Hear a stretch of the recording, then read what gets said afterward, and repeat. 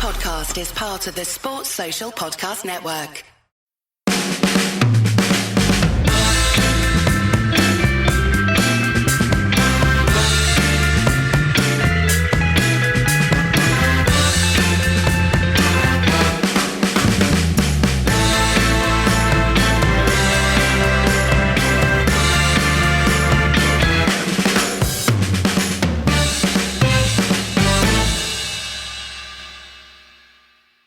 So, was United's performance against Everton in victory as messy as my attempt to do an intro just there?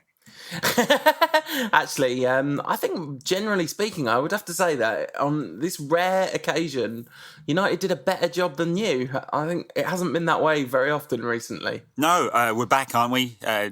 Premier League title winner coming in May. So we were supposed to do a show after Juventus, and then you couldn't record after Juventus. It turned out we had a whole plan and everything, Ed. Yeah, I really should look at my diary ahead of time before we make plans. So we're here, and we're going to go back all the way. You know, football has such a short memory that Chelsea against Manchester United seems like a lifetime God, it really ago, does. I'd actually forgotten we'd played that game. In thinking about this podcast. It'd gone, but it was only 2 weeks ago. I mean, less than that. It was just a week and 1 day ago, in fact, Ed. So not even close to 2 weeks yet. The thing about that game is normally when a game happens a long time ago and we miss one for podcast purposes, we just tend to touch on it very briefly and move on. But this time, that game feels like not the kind of game that you can ignore, basically. So we go 1-0 down and in an insipid first half performance, just dreadful. Once again, this kind of, you know, all the cliches you can imagine about the players not playing for the shirt and definitely not playing for the manager. But once again, at 1-0 down at half time, completely transformed.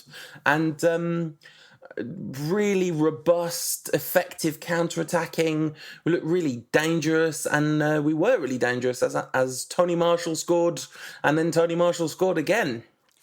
Yeah, he's back, isn't he? Along with United. Look, great to see, isn't it? And Tony Marshall in that kind of form, running at players, scoring goals, is the player we had before Mourinho joined. And all. So that's a very loaded way of putting it, but it's true, isn't it? Well, not according to him. According to him today. No, he's now reprogrammed him. Yeah, it just needed to be reprogrammed. I mean, have you ever been more mad at anything that didn't actually really matter in real life than that? I mean, it was yes.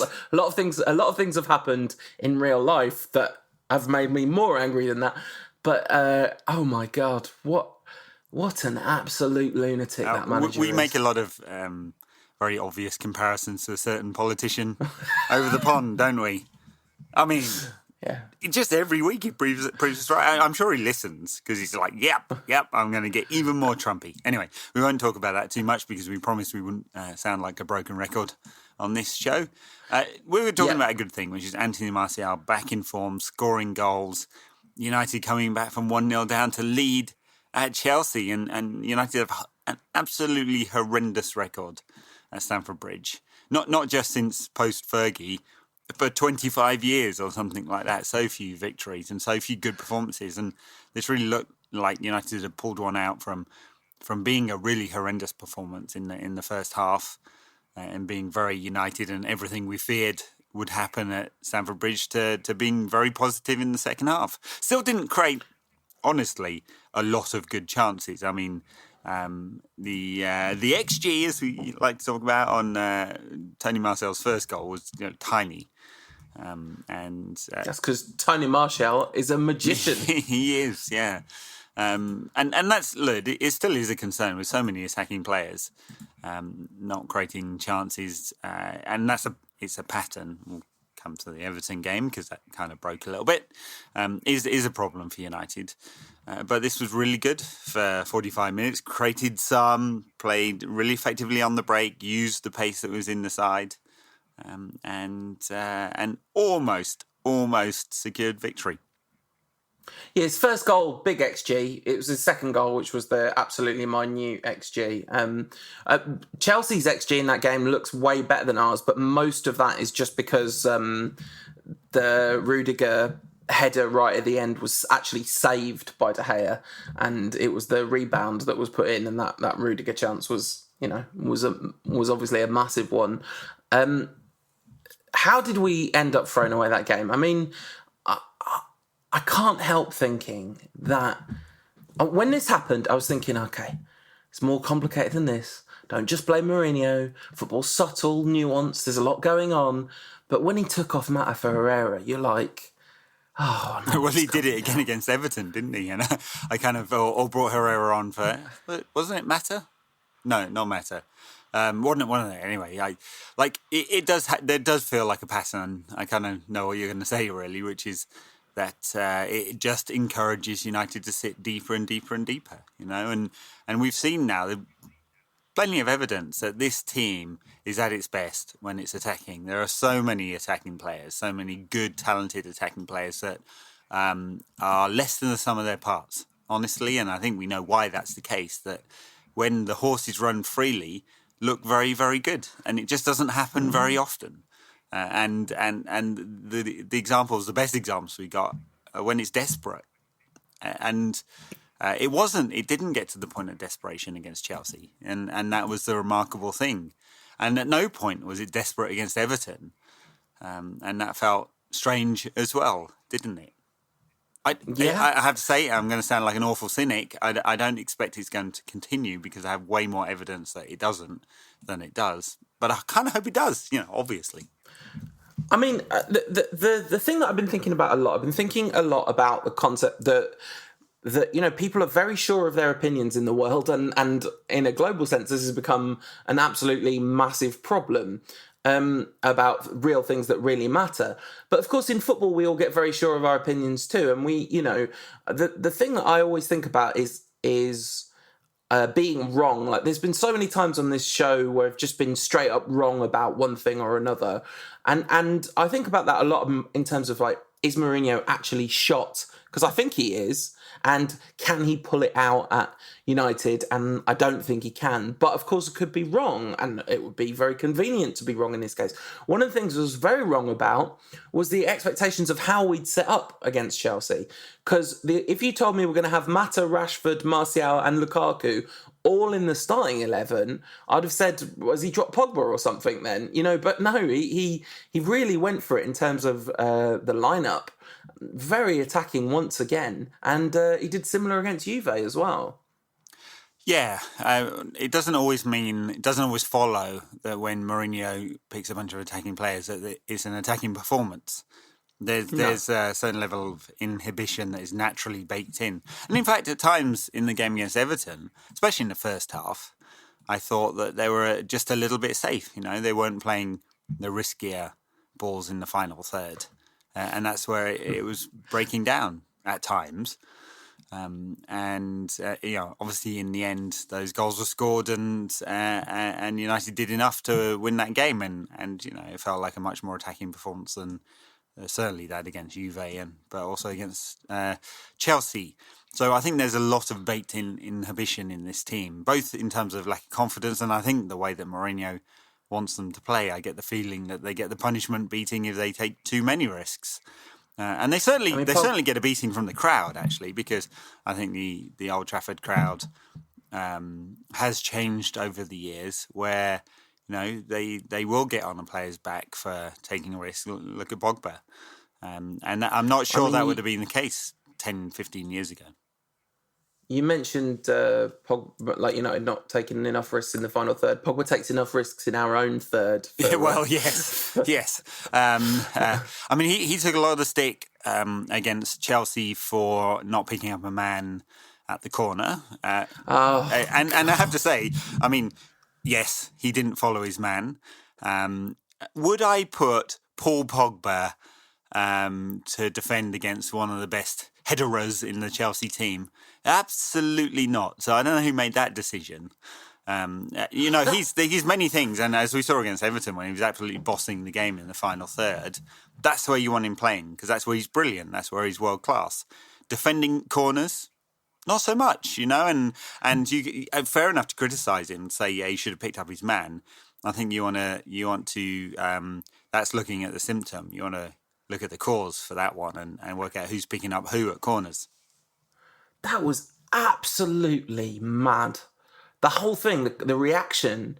So if I mean, obviously we've all seen it 1,000 times because they just played it. I've never seen a mistake played that many times on television before. Graham Souness has uploaded it to YouPorn. It's like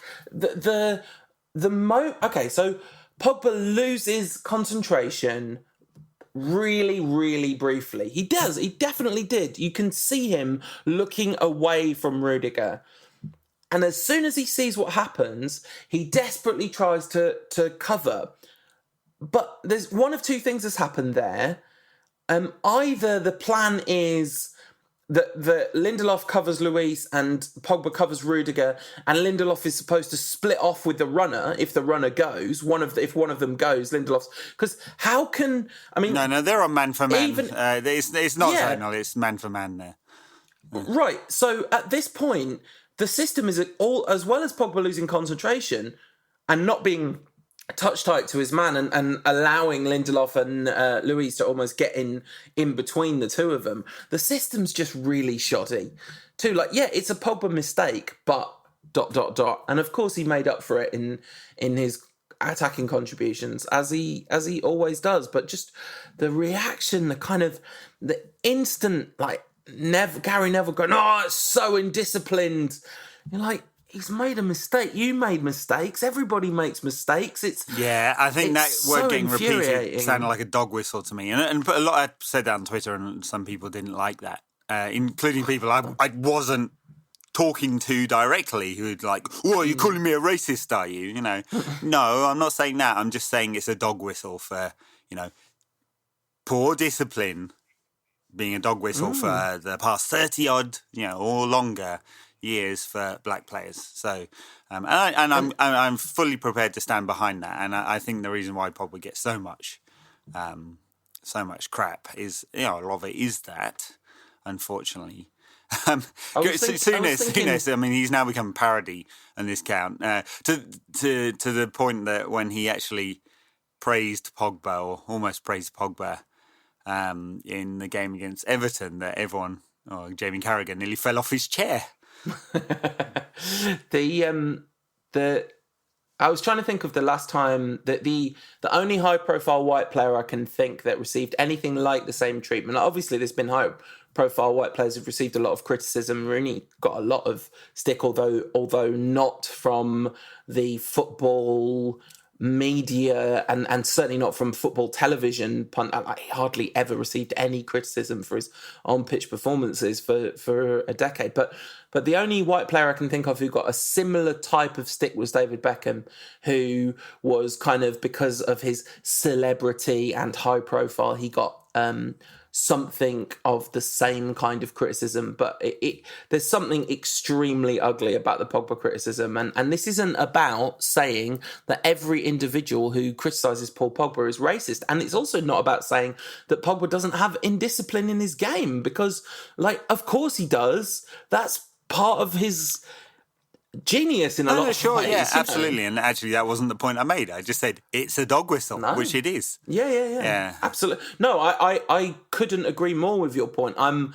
providing just there's an imaginary counter argument in my head that's coming of a lot of people just going. Well, exactly what I got. I think you're right. He and in fact, in that moment, there was a lack of defensive discipline. Right, but I think the overreaction is because of who Pogba is, and I also I'd come back, as I said, I'd want to fix the cause there, not the symptom. Pogba picking up a very good attacking player from a corner, not a good plan, and that's made beforehand. People aren't just randomly assigning themselves to a man when you're man for man marking. This whole show is going to have a lot of Nemanja Matic slander in it. Let's start the Matic slander with the Chelsea game. Yeah, well, I'm going to say that I've had this agenda for some time, as you know. I think, I'm over a year now of saying that I don't think Matic is a very good defensive player. I just don't think he is. He allows people to run past him. What he's added to his game in the past year, since I first started saying he was a poor defensive screen, is that he's got markedly slower. I think he looks like he's treading water all of the time, and it doesn't seem like he should be burning out. I'm not sure what it is, but he just looks so off pace. He's also got really slow on the ball. I think it was the Chelsea game, might have been Juve. There's a moment where Pogba beats 3 defenders and slides a ball to Matic with a kind of drag. It's on the right wing with a kind of drag back pass, and Matic just does the worst, most useless back heel to knock the ball straight back to Juve. You can see Pogba's absolutely furious, but everything Matic does at the moment, we talked about safe. This kid has gone safety crazy. When he first arrived in the first few months, he looked like a really great signing in terms of he was dribbling and beating players and linking up with Pogba brilliantly in an attacking sense. He's obviously got a heck of a shot on him, and he obviously likes being at United and seems to be a team player and all that sort of thing. But on the pitch, he is just wasting a shirt at the moment. He is, and it's a problem because there's not a direct replacement, although obviously Herrera 2 years ago did a very good job in that role. Pereira started the season in that role. I'm going to assume that Jose doesn't rate him there, and it's not really his natural role, I think, to be playing defensive midfielder. Fred is not that player, although he obviously has a good industrious side to his game. So there are options, but there isn't a perfect defensive midfield screen. United clearly could have invested the money better than they did, and unfortunately we now have a player who's approaching 30 and looks well off the pace and on a mega contract, so we're stuck with him for a while. Absolutely. The Matic slander then continues with... Oh, one more thing about the Chelsea game. I thought Ashley Young did a really good job on Eden Hazard. Yeah. It's weird when Ashley Young plays really well defensively. Yeah, normally when Hazard puts in a performance, sort of, fairly muted performance, I'd be saying he's cheating his manager, but obviously Ashley had him in his pocket. Yeah, absolutely. That last goal, what a frustrating, silly... I mean, I wasn't disappointed with the result. The result was great. 2-2 draw away at Stamford Bridge. That's a good result for United, but yeah, deeply frustrating. And then, of course, I've forgotten his name now. One of the Chelsea coaches runs in front of Jose and, goads him. Pretty classless thing to do. And, of course, Jose being Jose couldn't help himself and try to fight him. He had 2 goes.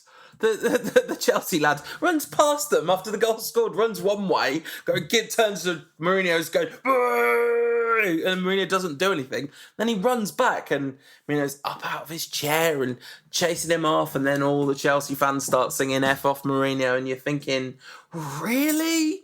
Really? We're allowed to hate Jose Mourinho for what he's done to our club, but he turned your club into serial winners and absolute machines and by far your best ever team. Well, as Jose held his fingers aloft, he's won 3 titles with Chelsea.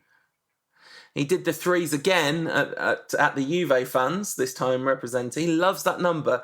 He did the 3s again representing the treble that he'd won with Inter, reminding all the Juve fans of his glorious time when they just got promoted back from Serie B. Yeah, that's right. Let's gloss over that bit. Yeah, not as good as United's treble of Community Shield, League Cup and Europa League. Clearly. 3, hold up the 3s. Maybe he just really loves West Coast rap and the 3s look a bit like the W. That's right, yeah. West Side. Do you want to move on to Juve? Anything else to say about the Chelsea game? That's it, really? I mean, the answers to those questions are no and no. Yeah. I've got nothing else to say about the Chelsea game. But So Juve had a previous appointment and I actually couldn't see the game live. I had to watch it again the next day, knowing the result and knowing how bad it would be. But I did, in service of this podcast, I took, 90 minutes of my life that I'll never get back and watch this absolute pile of nonsense that United served up. I mean, it got slightly better than hot in the second half. slightly. Yeah. They had a ruddy good go at it. I thought. I don't know. Ruddy. I don't know about that. I mean, didn't barely create the sausage, did they? But 6 shots. We had 6 whole shots. They tried their best. Were any of them on target? Remind me. I'm not sure that they were, but also like that's 6 shots Pogba to the hit the away post. teams. I remember that. Yeah, 6 shots to the away team's 14. So look, this is a proper schooling, and you look at the teams, and obviously there's the confidence that comes with winning 7 titles on the trot with Juve and a system they know and understand. They've added Ronaldo's quality this year, and in Pjanic they have a very talented central midfielder, don't they? And Bentancur, a young player who's sort of plays in this kind of deep lying playmaker role. He's not Andrea Pirlo, is he? But he likes to kind of play that role. Plenty of talented players, and Mourinho, of course, pointed out to their backline of Chiellini and Bonucci. Didn't mention Szczesny, Arsenal reject. Szczesny, of course. But, they've got plenty of players of quality, but so have United, and just weren't able to put anything on this game at all. And Juve never looked in trouble. I mean, 1-0, but it feels like, a much greater margin of victory than 1-0, doesn't it? 60% possession for Juventus at Old Trafford. And the thing is, you look at that team, all right, Szczesny definitely doesn't get in the United team. Sandro does, but really, that isn't... I mean, it's an upgrade on Luke Shaw, but it's not life-changing, is it? I mean, Sandro's a very good player, obviously. He was man of the match in this game. He is a very good player, but still. Chiellini and Bonucci obviously both walk into the side, but actually, Victor Lindelof had a really good game in this game. One of the only United players to emerge with any real credit from it. Out of the whole of their midfield 4, Pjanic should be a great player to have in the team, but you don't have him over Pogba in that role. I'd have Matuidi over Matic every day and twice on Sundays, but that's most, and then obviously their front 2 of Dybala and Ronaldo. I mean, you'd have both of them. You'd play Dybala where Rashford played and play Ronaldo up front or vice versa. But it's not like every one of their team would smash every one of our team in individual one-on-one competitions. This is I think if you flip, it just felt very much like we are so much less than the sum of our parts at the moment, and it's embarrassing. It's true, and look, it's a bit of a cliche of this podcast. If we'd flip the managers, would the outcome be different? And who knows exactly, but it does feel like we should be the sum of our parts, and great managers, and Mourinho's record suggests he's a great manager, are able to get a team that is greater than the sum of the parts, and that's definitely not the case with United. And maybe we're kidding ourselves, and these players aren't as good as we think they are. And perhaps the results over the last 5 years, 3 years, however many years some of these players have been at the club, suggest that they're not as good as we think they are. But we know that when they are able to play freely, that they do create more. And they played with such amount of inhibition in this game, and they just immediately on the back foot. I mean, this is a point that's been widely made, but lots of people said it felt like when United first got into the Champions League in the 90s and were playing teams that were just on another level from them at the time because the football was from another planet. Yeah. And in fact, it feels sort of mid. 95 to 97 era, not the 97 to 98 era when United were just knocking on the door, And there were times where there were games where United knocked on the door again and again and again and would be caught out from being tactically naive, or there'd be one goal and just wouldn't be able to get that breakthrough even though they press. And that wasn't this. We got schooling. Yeah. 1-0 was, like we've said, 1-0 was very flattering. And, it's you talk about the players and you go through the United 11 in that team. First of all, most of them haven't been there for much of the last 5 years. I mean, Mata, Young, Smalling and De Gea are the only players who played under Moyes, let's say. And obviously, Smalling, De Gea and Young are the only ones that played under Fergie. And Smalling and Young are two players that every United fan under the sun has called out to be replaced. So it's like, we all acknowledge the ones that, most of them, apart from Juan Mata, we'd get rid of all of them, and obviously we wouldn't get rid of De Gea. But, it's the bad players that, we know that, and yet they're sort of still in the team, and that's about systemic failures in recruitment, obviously. And Chris Smalling's had a couple of good games, and so obviously he's absolutely wrecked it against Everton because he's just never going to ever not have that in his game. But anyway, we've seen time and again recently that given the right circumstances, these players can do so much more than it looked like they could do against Juve. And it's not about it's about recruitment, yes, but it's not about money. United's income and spending is greater than Juve's, and in fact that gap has only just been closed because Juve spent 100 million on 34-year-old Ronaldo. So and even with the gap in income, that is exacerbated because over the last 5 years Juve's Champions League income is more than double United's, or double United, something like that. So. Which is of course about United's failures in this competition. Well, and also Juve's generational level of success. They've got to 3 finals, or 2 in a semi or whatever. The Juve did not look like they had to be that good to beat us either. We talked about the kind of hammerings United got off great European sides in the mid-90s, but this wasn't that. They didn't really look like they were that bothered. They didn't really have to get out of second gear. Ronaldo had a little moment before the game started of Old Trafford emotion, and of course the crowd gave him a hero's welcome. It's slightly uncomfortable at the moment, but you knew it was coming because football fans. Mourinho did not make one single substitution in this whole game. Didn't even put Tahith Chong on for 2 minutes at the end for no reason. Why didn't he make a single substitution? He explained it afterwards. He said he didn't think it was fair on Chong to try and come in and change a Champions League game, which kind of makes you wonder why he's on the bench at all, if that's the case. Under what circumstances was he coming on when United were 5-0 up? And there's Pereira on the bench, there's Fred on the bench, there's players who can positively affect a football match at 1-0 down, which we were from the 16th minute.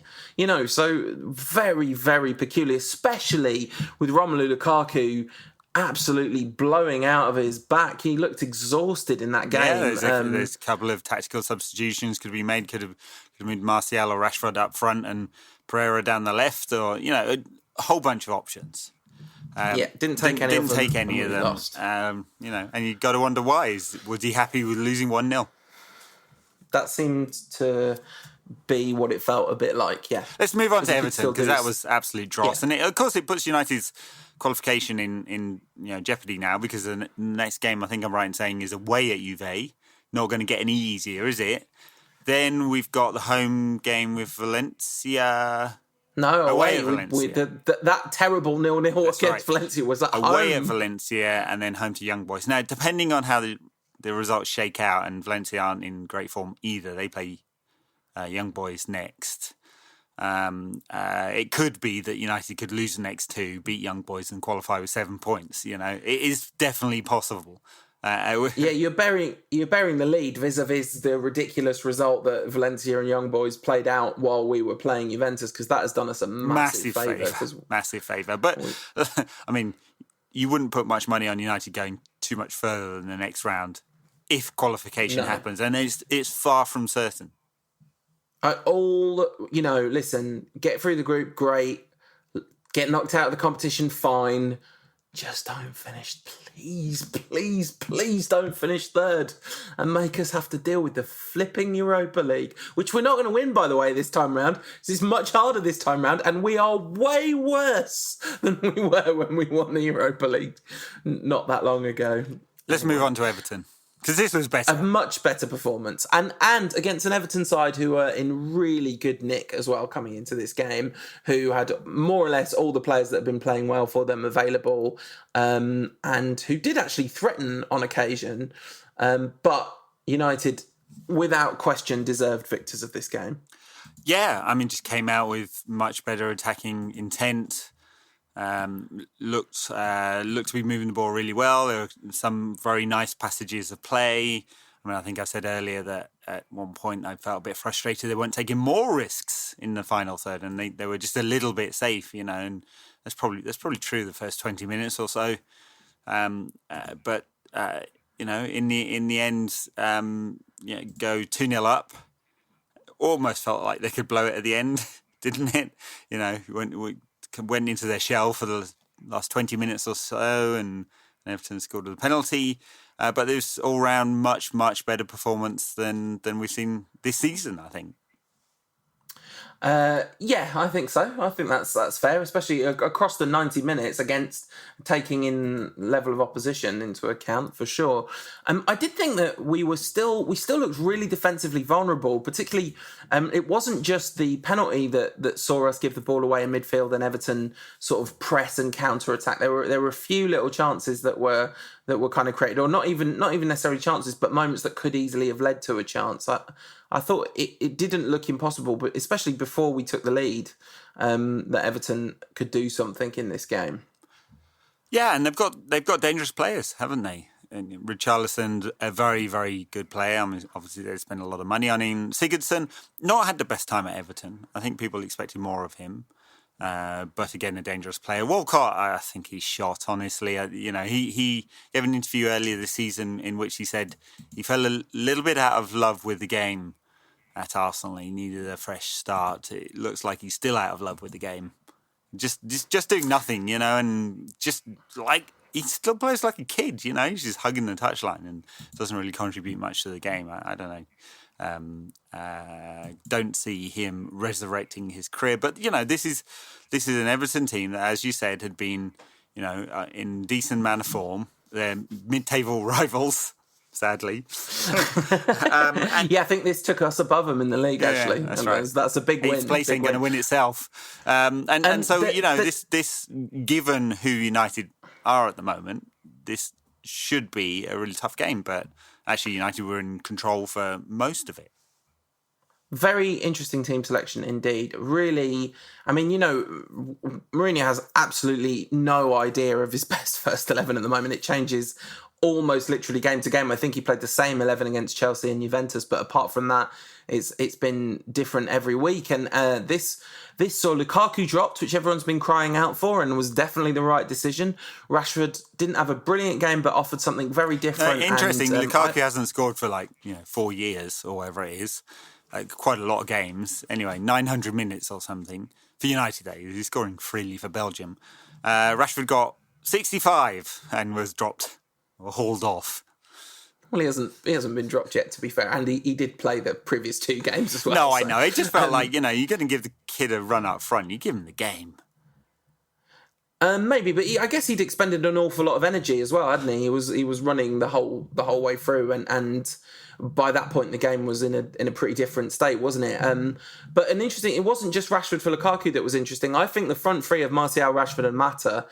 I think that's such a good front three in terms of everything that Mata does to knit the game together, and his kind of, we know that he roams all over the pitch in the attacking third to kind of support whoever's in possession of the ball. He's such a goal threat.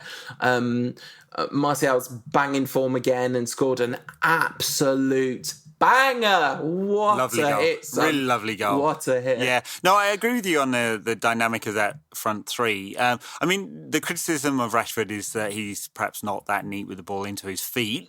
When when the ball's in front of him, yes. When the ball's into his feet and he's having to, get battered by a couple of big old centre halves. Although I'm not sure that Keane and Zuma are big old centre halves. Well, Zuma's built. Zuma's built. Yeah. Keane's not. Anyway, look, the point being, perhaps not the best part of his game. He's still developing that. Rashford, he's obviously very young. He's going to develop that. That's obviously the piece that is sort of a strength of. No, it's not. Lukaku's rubbish at it. That's the thing. Genuinely, you've been saying this. I've been thinking. No. You've decided what I was going to say before I could see you shaking your head. Sorry. No, it's not what I'm saying. I'm not. I know that Lukaku's not neat with his feet, but I don't think the sort of hold-up play is Rashford. You want the ball in front of him, right? So United have to play a different way, right? And that's not how United played ball in front. But Lukaku wants the ball in front of him too. Just because he doesn't look like Lukaku he does. wants the ball about 3 yards out from goal because that's the only area he doesn't miss from. Wow.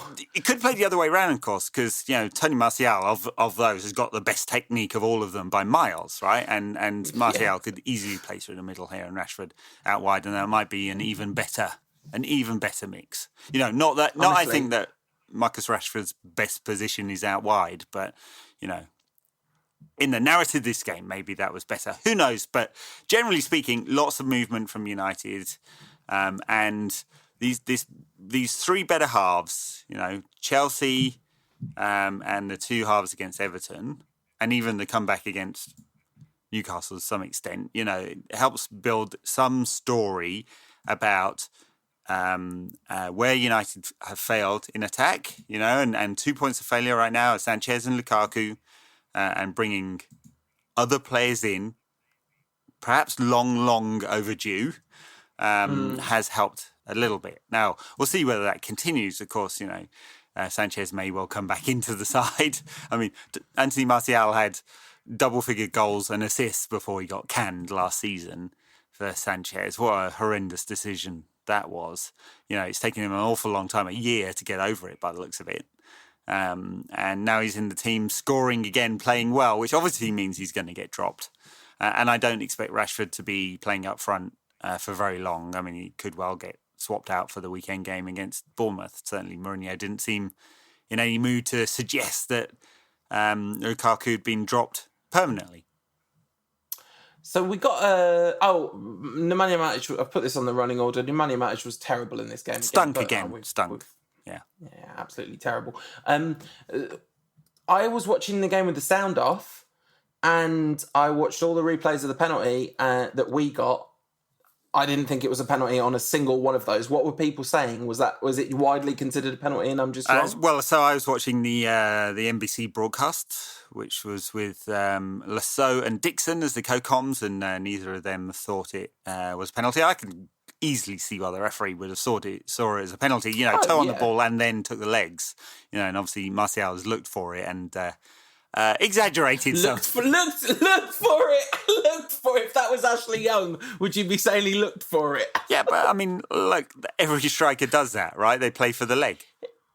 He hunted high and low. He got like a bounty hunter. He got like a private detective. He got everyone he could to help him. He got drone support to look for it. Yeah. It might not have survived VAR. Who knows? Would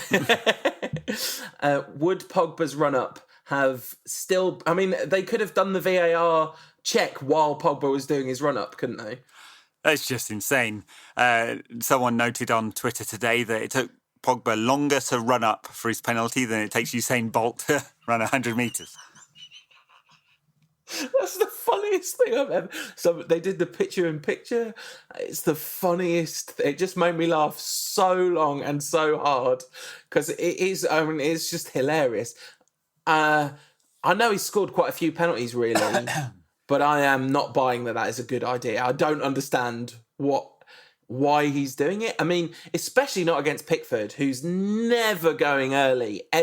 Pickford is like a very good keeper against penalties, as we saw in the World Cup. And, he actually made a very fine save in this one. So Pogba's basically backing himself if the keeper doesn't go early to hit it unsavably. Yeah, basically. And he's missed two of them. Which he can do. Well, he can do. And he scored some fine penalties. In the World Cup, he scored one to the top corner, didn't he?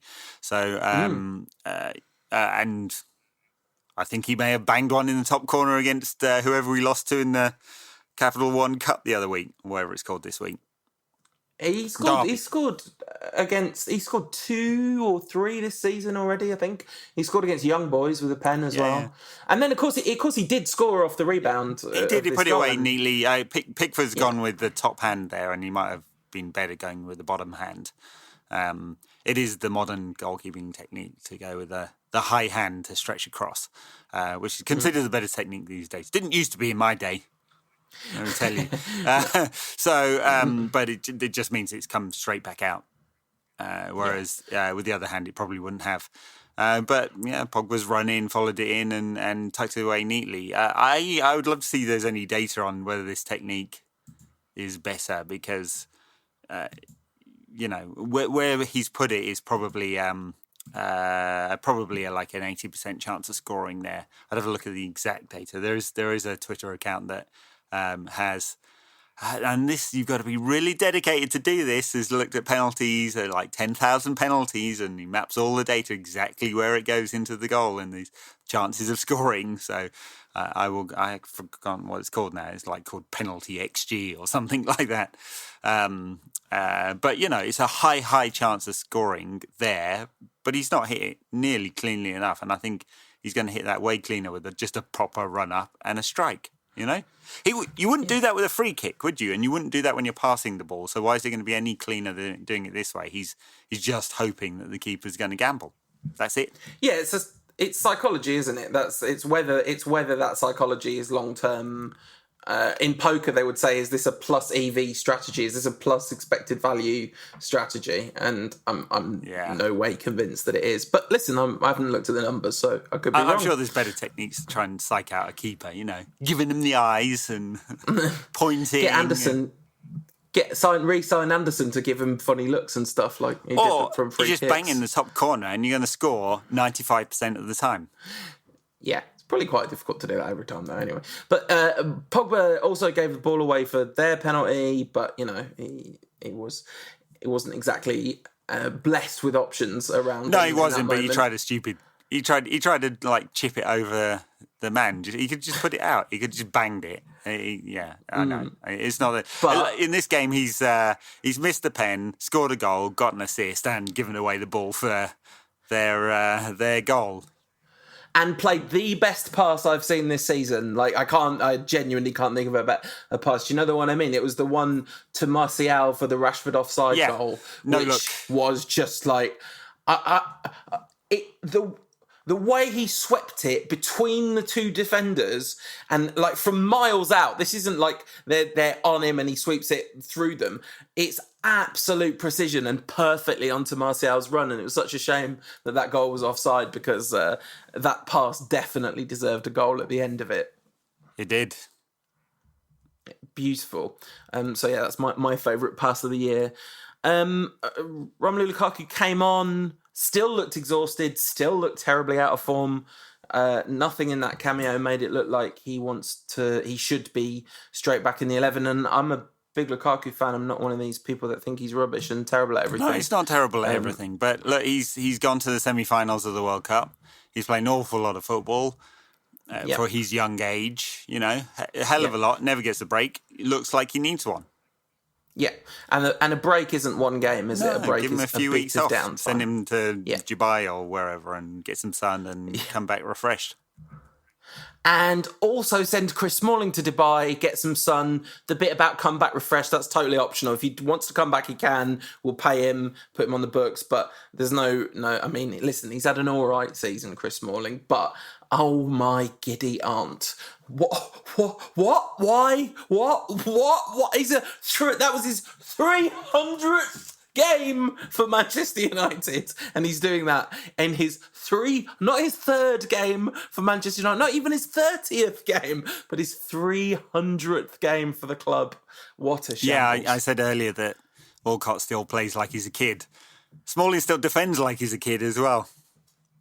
So lots of blame for Pogba, obviously, for giving the ball away, even more for Smalling for going in with that tackle. That's one where you're watching it and you're thinking, right, whatever oh no, it's too late. He's exactly done the thing. You didn't even have time to think, whatever you do, don't do that. He'd already done it by the time you'd had the thought. All right, let's move on, shall we? Shall we talk? Take some questions from listeners. Yeah, for sure. This is always my favourite part of the show. Chris _Smythe 19. Smith. I feel like that is a new question. I think it's how much wood would a woodchuck chuck by the time Paul Pogba hits his penalty? So I'm going to guess that means he's a long-time listener. So much, all the wood, or at least 10.83 seconds of it, right? Yes. 10.58. 9.58. Sorry, you say. Just bad. So bad. Is Real Madrid poaching Mourinho our only chance of getting rid of him? Says Lucas _M United. If wishing made it I know, so, well, Lucas. Juve, Real Madrid, looks like they're going to sack Lopetegui. I mean, has anyone's managerial career gone into the toilet as fast as this guy's? Manages to get himself sacked by Spain for announcing or having announced for him that he's taking the Real Madrid job.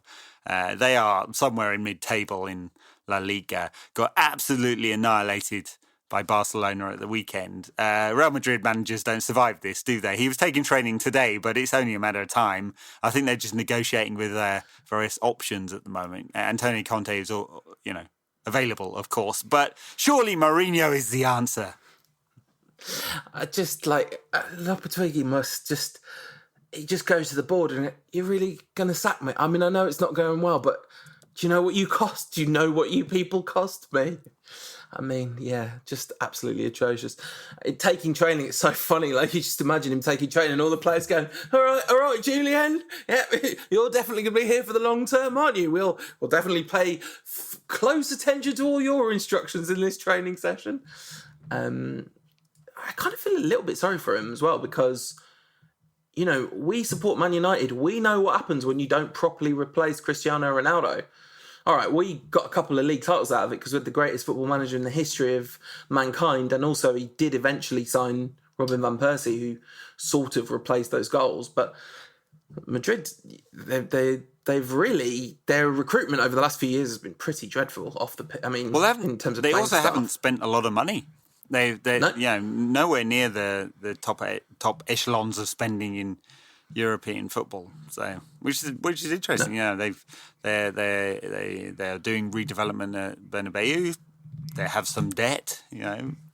Guess Madrid's council isn't willing to buy one of their extra training grounds for billions and gazillions of euros. So they've been pretty good at selling players, mind you.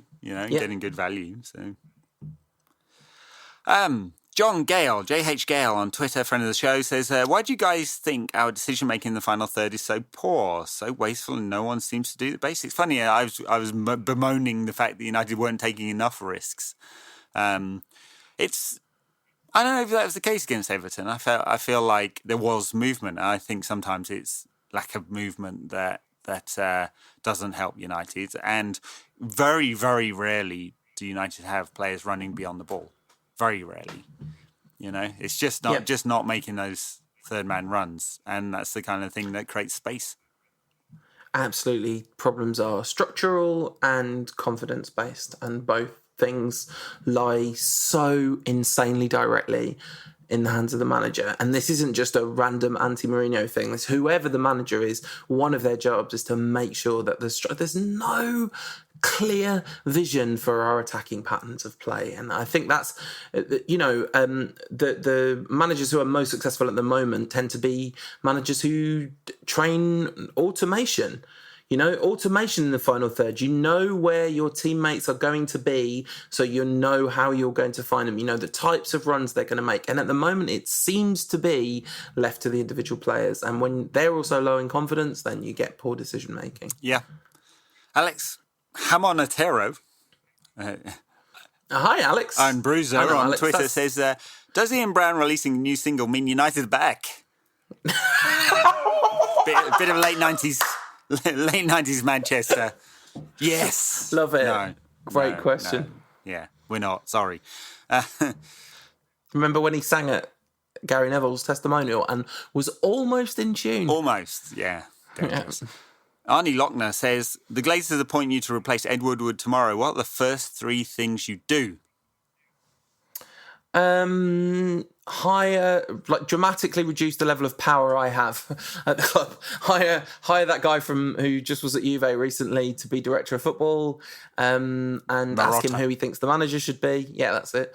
Perhaps get Zidane in. Just like, oh no, I'll tell you what I do. I hire Eric Cantona as manager. I hire Patrice Evra as director of football, and I hire Paul Scholes as a technical coach. And I hope it all goes all right. It's not going to though, is it? No. Oh, so many things to choose from. I give a free transfer immediately to Antonio Valencia and Chris Smalling, and then I resign. The old championship manager technique. Yeah, exactly. Yeah, you take on two teams at the same time and sell Valencia to Juve for £400 million. Yes, and then I resign and let someone who knows what they're doing take over. What do you do, Ed? It's all structural. Yeah, you get that director of football in because that is the modern way. You sack the coach, you get a new one in. It just count as one or two choices, that one. And then that's two. That's one. That's one. And then okay. Obviously you give Jorge Mendes £500 million to fill out your team.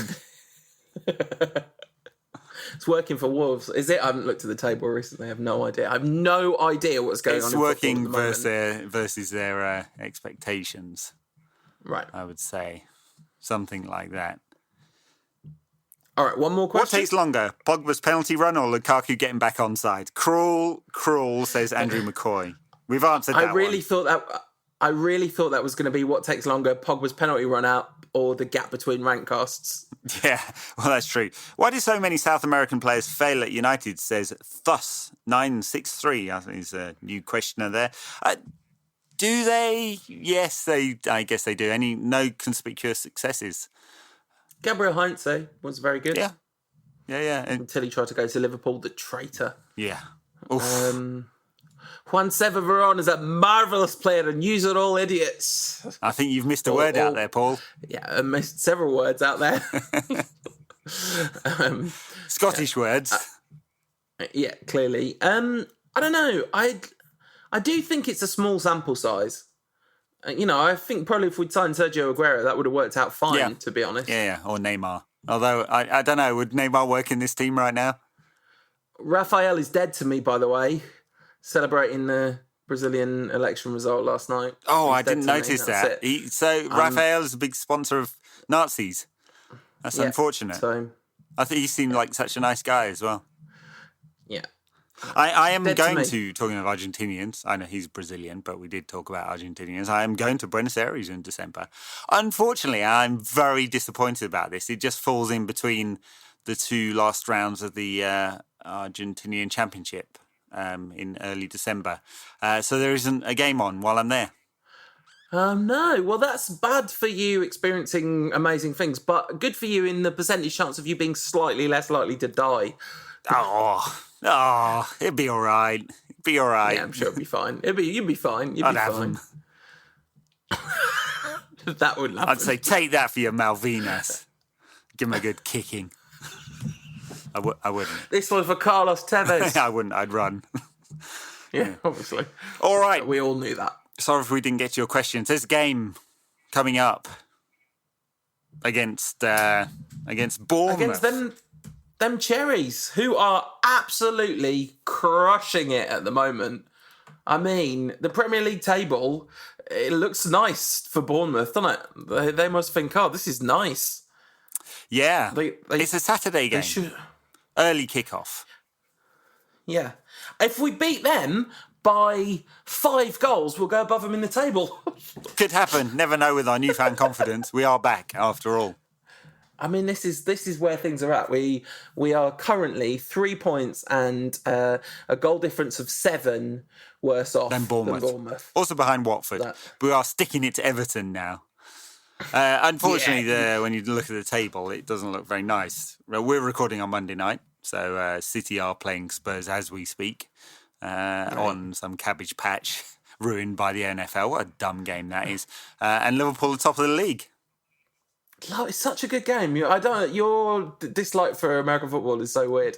I was looking at the XG tables because I am a nerd, And City are almost exactly where they're meant to be based on XG, which is terrifying. Like, they're not supposed to have conceded many more goals than the 3 they've conceded all season. And they're not supposed to have scored many fewer than the 26. There's just nothing about this that's freakish or fluky. What's the score in the City game at the moment? 1-0 City. Right, all right. There we go. But yeah, the Bournemouth game is genuinely going to be a challenge. They are clearly in better form than us. They beat, I think, Fulham away 3-0. You're only as good as your last fixture, and United are back. Clearly, if they got a better result in their last fixture than we got in our last fixture. To be fair, away, tricky away tie at Bournemouth. I haven't said that since the early 1980s, when we did lose there, by the way, in the cup in the early 80s. Do we shut up shop and go a bit defensive? Is Mourinho going to change the team around? Who knows? Bournemouth's success is interesting to consider. Star players this season: Ryan Fraser, midfielder with 3 goals and 5 assists already this season. Callum Wilson, 5 goals and 4 assists, and Josh King on 4 goals. The ex-Red, of course. Callum Wilson's been always was a very promising player. Then obviously got a very bad injury and it was a year out of the game, wasn't he? But he could go on to much greater things than Bournemouth. Maybe he'll end up at Watford because they're also above us in the league. It's interesting that Bournemouth are playing 4-4-2, but they're obviously like a very progressive side, and Eddie Howe has done miracles. Like, it's an amazing. I mean, not quite miracles because they did get some backing when they were in the Championship, didn't they, from Russian investment and stuff. But nonetheless, I mean, to keep them comfortably in the Premier League without really massive investment at any point. I mean, and they do it playing. I can't say, and there's nothing I can say here that hasn't been said before, but they do it playing lovely, lovely football. And I've mentioned a couple of times recently that one of the things I would like to see at United would be an Eddie Howe type appointment. And I don't ever really mean him when I say it, but I wonder whether he would actually be able to do it at a big club. Yeah, he probably won't get the option. So, I mean, the big teams in England tend to appoint big, experienced managers. I'm not falling for their, and only foreigners get it, lark. Although it's partly true. It's big, experienced managers because there's lots and lots of money at stake, and it's what chief executive is going to take a gamble on someone like Eddie Howe, who hasn't achieved it at anything at a decent level yet.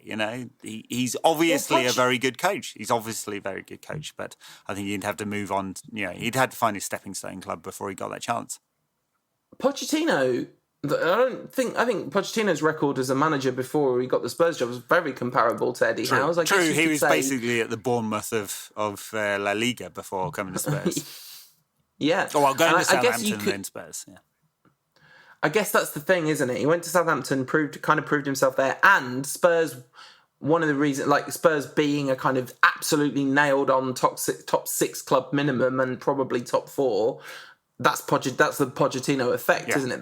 So maybe there is a club in the country that could springboard, but it wouldn't. I don't think it'd be shocking if Pochettino goes somewhere else. That Spurs would maybe take a gamble on Eddie Howe. Right. No, that seems reasonably logical. That seems perfectly fair enough. Yeah, Pochettino talking this week actually. It's a little aside about this being the toughest time he's had at Spurs and restrictions on budget, and Spurs have about 360 million of net debt as a result of the new stadium, still not open.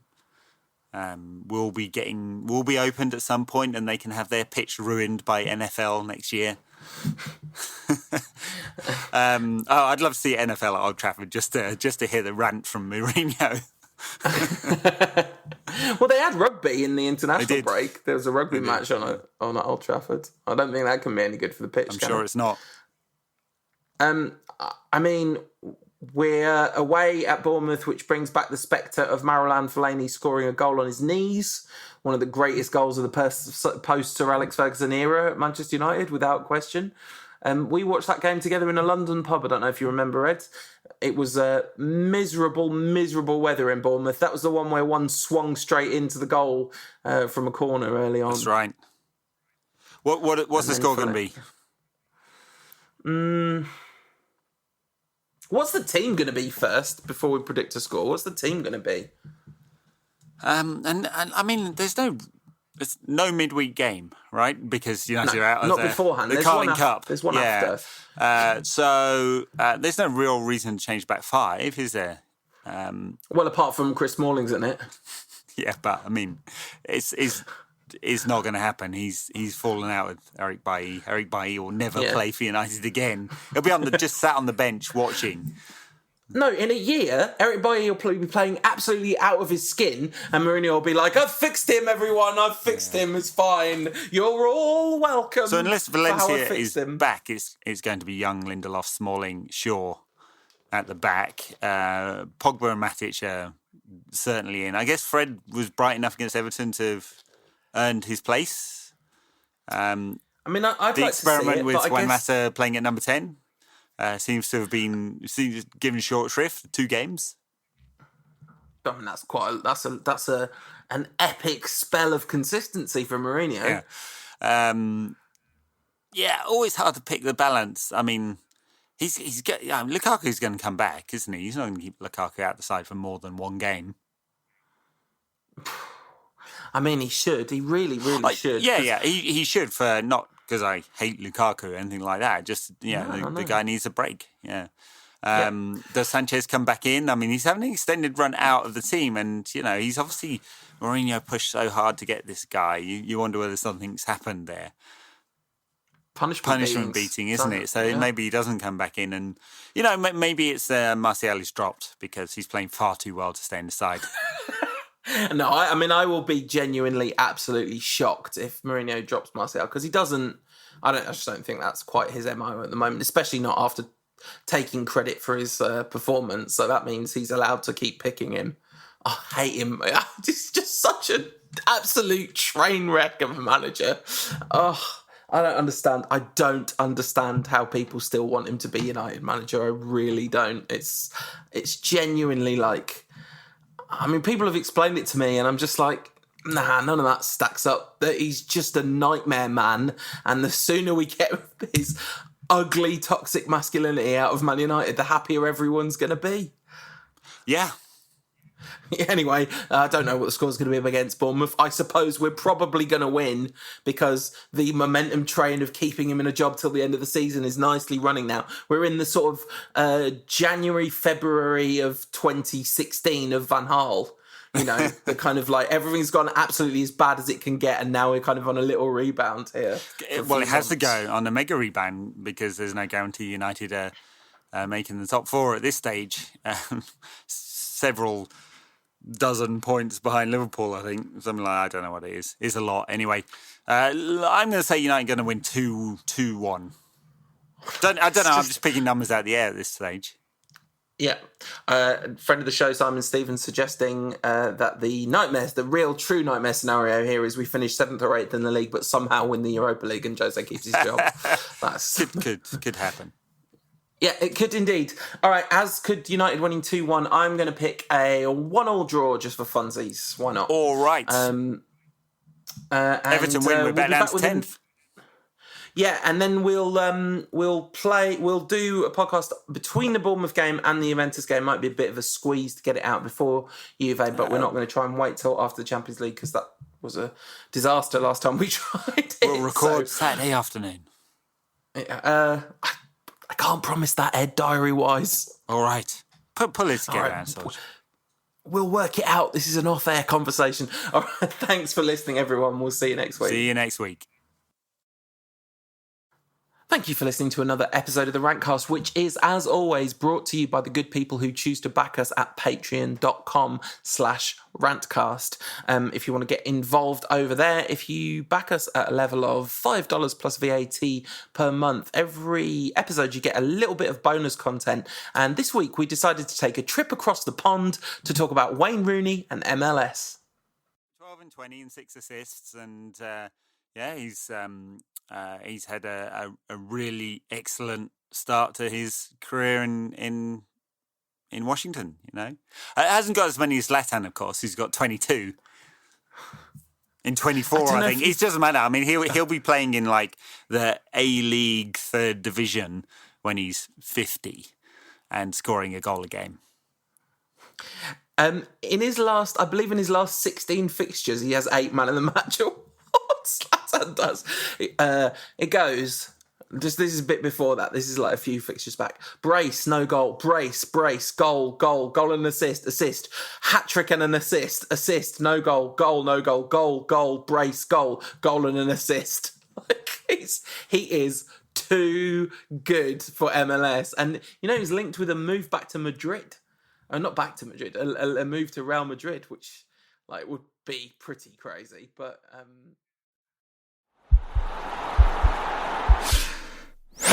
This podcast is part of the Sports Social Podcast Network.